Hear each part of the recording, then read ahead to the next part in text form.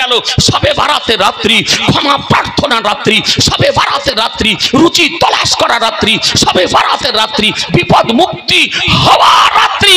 এই জন্য তো কোরআন বলে ফিহা ইফরাকু কুল্লু আমরিন হাকিম। এই মহামান্বিত রজনীতে, মহামান্য রাত্রিতে আল্লাহ তাআলা সমস্ত হিকমতময় কর্মকে বন্টন করে। আলহামদুলিল্লাহ। ইবনে মাজাহ শরীফ, লেবানন বাইরুতের প্রিন্ট। এই ঝাড়ুয়াদের অত্যাচারে লেবানন থেকে হাদিস আনাতে হচ্ছে আপনার। বলছে হাদিস নম্বর কত? সুবহানাল্লাহ বুলবুল 500 টাকা দিয়ে দিবে। আলহামদুলিল্লাহ। বলছে হাদিস নম্বর কত? হাদিস বললাম হচ্ছে না, পেজ নাম্বার তাও হয় না, বাব নাম্বার তাও হয় না। তার মানে ও মোবাইল নিয়ে ঘাটাঘাটি করবে, ল্যাপটপ টানাটানি করা। আমরা ল্যাপটপ টানাটানি করে মৌলবি হয়নি, আর মোবাইলে ফেসবুক ঘাটাঘাটি, ইন্টারনেট ঘাটাঘাটি করে মৌলবি হয়নি। 12 বছর পরে মৌলবি হয়েছে মুসলমান। কেউ যদি বসতে যদি চায় তবে সরাসরি বসান আলোচনাতে। নীল গগনের নিচে, জমিনের উপরে আলোচনার টেবিলে বসতে রাজি আছি। দেখুন হাদিস শরীফ বেরাদার 272 নম্বর পৃষ্ঠা, 272 নম্বর পৃষ্ঠা বলছে যে শবে বারাতে রাত্রিতে ইবাদত করা যাবে না, বলছে শবে বারাতে রোজা রাখা যাবে না। দেখুন হাদিস শরীফ কি বলে। এ বেরাদার আন আলী ইবনে আবি তালিব قال رسول الله صلى الله تعالى عليه وسلم اذا كانت ليله النصف من شعبان فقوموا ليلها وصوموا نهارها فان الله ينزل فيها لغروب الشمس الى السماء الدنيا فيقول على من مستغفر لي فاغفر له على مسترزق فارزقه على مبتلا فاعافيه على كذا حتى يطلع الفجر سبحان الله বলেন, জোরে বলেন না সুবহানাল্লাহ। এ বেরাদারান ইসলাম, হাদিস নাম্বার 1388, হাদিস নাম্বার 1388, লেবানন বাইরুতের প্রিন্ট। এ বেরাদার হাদিস শরীফের বাংলা অনুবাদ শোনেন।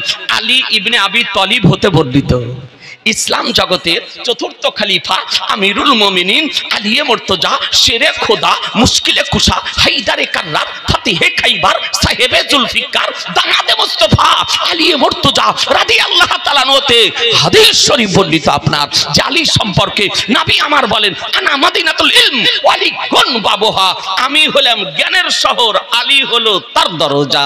যে আলী সম্পর্কে নবী আমার বলেন আনা দারুল হিকমা ওয়ালি গুন বাবুহা, আমি হলাম বিশেষ জ্ঞানের শহর, আলী হলো তার দরজা। সেই আলিয়ে মুর্তজা হাদিস শরীফ বর্ণনা দিতেছেন। তিনি কি বলেন যে আমার রাসূলুল্লাহ সাল্লাল্লাহু আলাইহি সাল্লাম বলে যখন নিসফে শাবানের রাত্রি হবে, 15ই শাবানের রাত্রি হবে, তো কি করো? ফাকুমু লাইলাহা, রাত্রিতে কিয়াম করো, রাত্রিতে কিয়াম করো, রাত্রিতে ইবাদত করো। ওয়াসুমু নাহারাহা, আর দিনে রোজা রাখো, দিনে রোজা রাখো। তাহলে দেখুন মুসলমান, শবে বারাতে রাত্রিতে ইবাদত করার কথা কে বলেছে? ভাই আমার কত দিয়েছ? আলহামদুলিল্লাহ। এ ভাই জান আমার 1000 টাকা দিয়েছে, আল্লাহ তাআলা যেন কবুল করে নেয়। সাজ্জাদ 1000 টাকা দিয়েছে, আলহামদুলিল্লাহ। আর 15 কেজি গম, আলহামদুলিল্লাহ। তাহলে দেখুন আল্লাহর নবী বলতেছেন যে কুমু লাইলাহা, রাত্রিতে কিয়াম করো, রাত্রিতে ইবাদত করো। ওয়াসুমু নাহারাহা, আর দিনে রোজা রাখো। তাহলে বোঝা গেল ইবাদত করার কথা নবী বলেছেন, দিনে রোজা রাখার কথা নবী বলেছেন। এ বেরাদার ইসলাম, তাহলে হাদিস শরীফ হতে প্রমাণিত। তাহলে এটা বেদাত না সুন্নাত? জোরে বলেন, বেদাত না সুন্নাত? সুন্নাত। আর এই কানার দল সুন্নাতকে বলতেছে বেদাত। তার মানে সুন্নাত কাকে বলে তাই জানে না, আর বেদাত কাকে বলে তাই জানে না মুসলমান। আপনাদেরকে তারপর আল্লাহর নবী সাল্লাল্লাহু আলাইহি সাল্লাম কি বলেন? কেননা আল্লাহ তাআলা এই মহামান্বিত রাত্রিতে, অর্থাৎ শবে বারাতের 15 তারিখের রাত্রিতে সূর্য অস্তমিত হওয়ার সঙ্গে সঙ্গে আসমানে দুনিয়ার দিকে নিজের শান মোতাবেক দৃষ্টিপাত করেন এবং বলেন কেউ কি ক্ষমা প্রার্থনাকারী আছো, আমি তাকে ক্ষমা করব। কেউ কি রুজি অন্বেষণকারী আছো, আমি তাকে রুজি প্রদান করব। করব, কেউ কি বিপদগ্রস্ত আছো আমি তার বিপদ মুক্ত করব।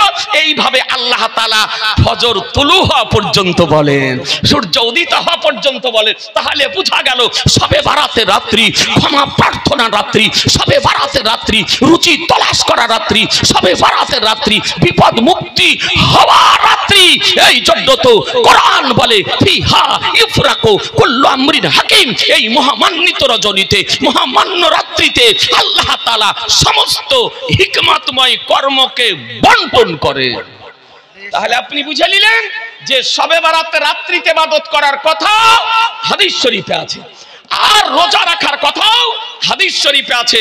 আপনাদেরকে বলি এ বেরাদারান ইসলাম, তো এক ওয়াহাবি বলছে যে হাদিসটি হলো জয়ীফ, বলে হাদিসটি হলো জয়ীফ, দুর্বল।